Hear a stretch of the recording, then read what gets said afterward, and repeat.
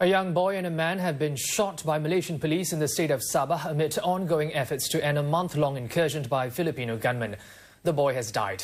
Police shot the pair when they saw movement in the bushes near the battle zone. The boy is thought to be aged between 12 and 15, but his identity and nationality haven't been revealed. Authorities are urging locals to stay away from areas where security operations are still underway to flush out the remaining gunmen. Fresh exchanges of gunfire erupted last night, leaving 2 policemen hurt. The Philippines has now expressed concern over claims that innocent Filipinos have been abused after getting caught up in the conflict. Sabah police say they've arrested more than 80 people for possible links to the intruders and allegedly committing terrorist acts. Meanwhile, rising ethnic tension in the community is threatening to tear apart the social fabric. Our correspondent has more.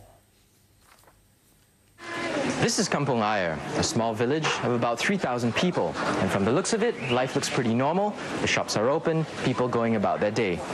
But about half the people living here are from the Sulu Islands in the Philippines. This is the same place where the armed attackers are from. And in some villages like this across Sabah, ethnic tensions are beginning to bubble below the surface.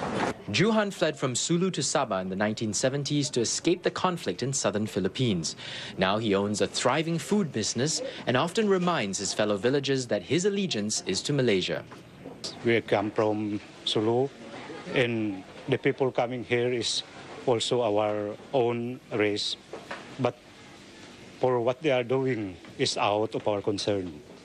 We could not support them for what they are doing because it's against the government.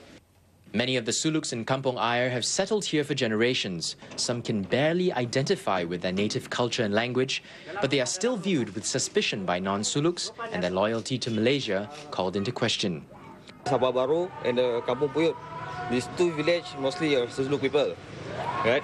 So maybe our people here may be afraid of them because they heard that these 2 villages have some guns, I think.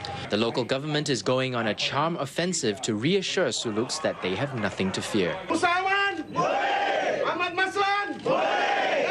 They threw this lavish dinner for Suluk village leaders who reaffirmed their bonds with the government.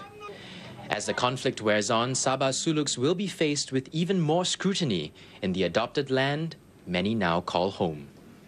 Kente, Channel News Asia in Lahad Datu, Sabah, Malaysia.